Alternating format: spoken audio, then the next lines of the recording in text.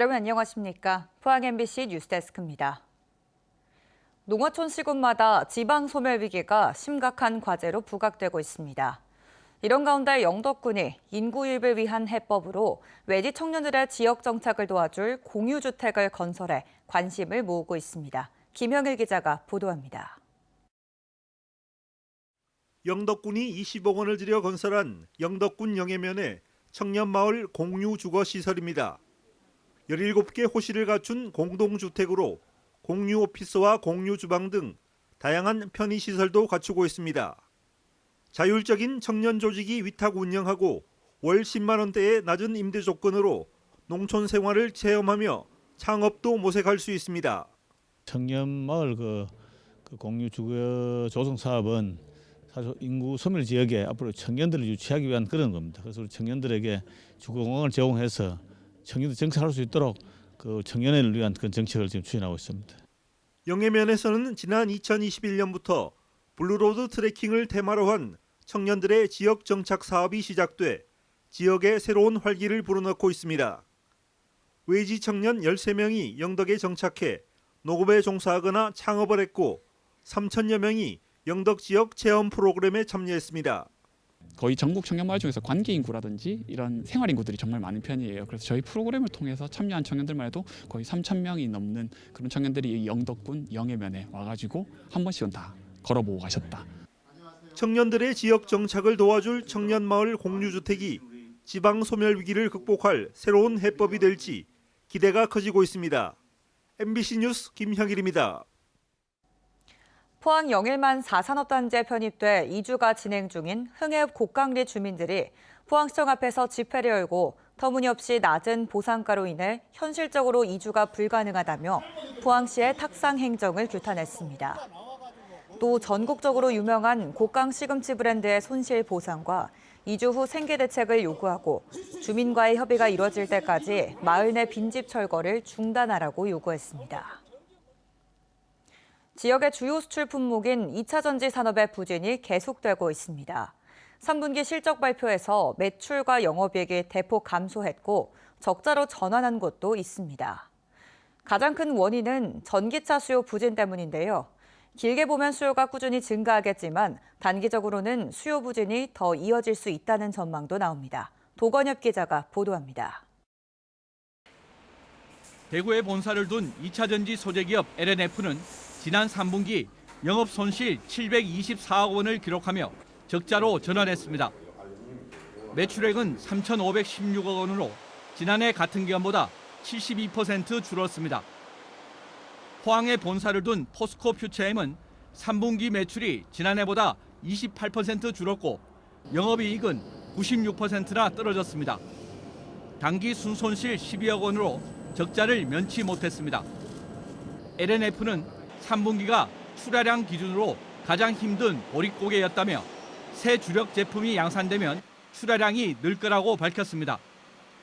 포스코 퓨처엠도 원가 절감과 제품 포트폴리오 다양화 등으로 수익성 개선에 나설 계획입니다. 이처럼 2차 전지 소재 기업들의 실적이 부진한 건 전기차 수요 둔화 때문입니다. 한국무역협회는 최근 EU 지역의 하이브리드 차량 판매 증가세와 중국의 전기차 점유율 확대 추세를 볼 때 길게 보면 시장 상황이 개선될 것이라고 전망했습니다. 주요국의 탄소 중립의 기조는 유효하며 전기차와 ESS 시장의 점진적 확대는 중장기적으로 2차 전지와 관련한 지역의 소재, 생산 장비 수출의 구조적 성장을 견인할 것으로 보입니다. 하지만 단기간에 극적으로 수요가 회복될 가능성은 제한적이라는 전망도 나옵니다.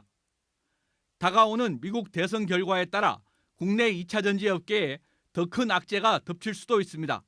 트럼프 후보가 다시 대통령으로 당선된다면 전기차에 대한 보조금이 대폭 삭감될 가능성이 높아지고 있거든요.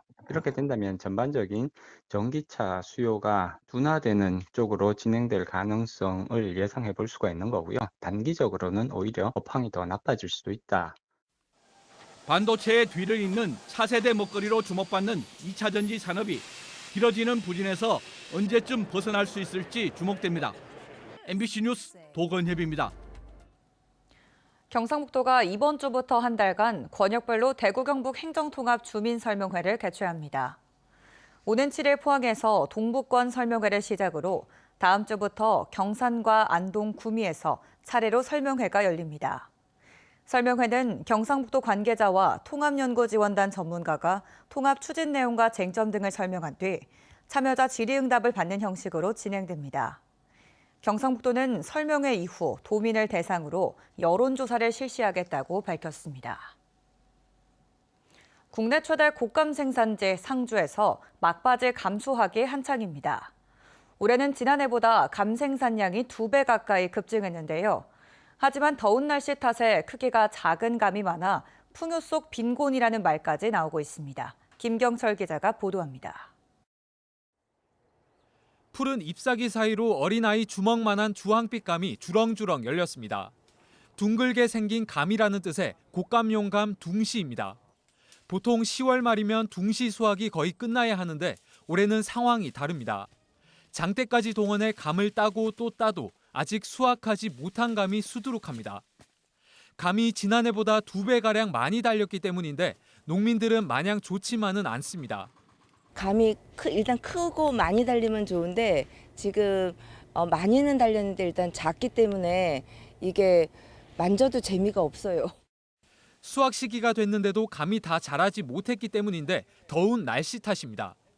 이 때문에 올해는 곶감용으로 가장 선호되는 2번 크기 대신 이보다 작은 3번과 4번 크기 감이 특히 많이 생산됐습니다. 너무 많은 물량이 많이 들어오니까 사실 우리 같은 경우 하루에 경매하는 물량이 13,000개에서 15,000개 사이인데 3만 개 넘은 막 들었습니다. 많이 들어오니까요. 그래서 이게 줄 서가지고 대기하는 게 기본적으로 24시간. 감 가격은 지난해의 절반 수준으로 뚝 떨어졌습니다. 지난해 상주농협에 출하된 곶감용 감은 약 13만 5천 상자, 평균 가격은 4만 6천 원 정도였습니다. 하지만 올해는 현재까지 약 20만 상자가 출하됐고 감 평균 가격은 2만 3천 원으로 급락했습니다. 더운 가을 날씨는 다 자란 감뿐만 아니라 건조 중인 감에도 악영향을 줍니다. 말리려고 널어둔 감이 물러지면서 바닥으로 떨어져 상품성을 잃기 때문입니다. 날씨가 한 자리 숫자로 내려가야 되는데 지금 2자리 숫자로 가고 있어가지고 저희들은 곶감 깎는 거를 미루고 있어요. 다만 이번 주 기온이 큰 폭으로 떨어지며 평년 기온을 되찾을 전망이어서 곶감 생산에 큰 차질은 없을 걸로 상주시는 전망하고 있습니다. MBC 뉴스 김경철입니다. 포항시가 유럽의 국제기구를 상대로 국제회의 유치에 나섰습니다. 유럽을 방문 중인 포항시 방문단은 지난 1일 스위스 제네바 UN 환경계획 사무실을 찾고 주요 국제회의를 유치하겠다는 입장을 밝혔습니다. UN 환경계획은 환경에 관한 UN 기구로 전 세계적 환경 이슈와 지속가능 발전을 주요 의제로 삼고 있습니다. 수확기에 소폭 상승하던 산지쌀 값이 하락세로 돌아섰습니다. 통계청의 산지쌀값 조사에 따르면 쌀 80kg의 산지 가격은 지난달 5일 18만 8,156원에서 15일 18만 4,848원, 25일에는 18만 2,900원으로 떨어졌습니다. 이는 지난해 같은 기간보다 가마당 2만 원가량 낮고 정부 목표치인 20만 원에 크게 못 미칩니다. 포항시는 지역사회와 대학의 협력을 강화하는 지역대학협력실무추진단을 발족합니다. 포스텍과 한동대, 설린대 등 지역대학 관계자가 참석한 가운데 정부의 글로컬 대학 30과 지역혁신 중심대학 지원체제 등을 활용해 실질적인 성과를 이루는 방안 등을 협의합니다.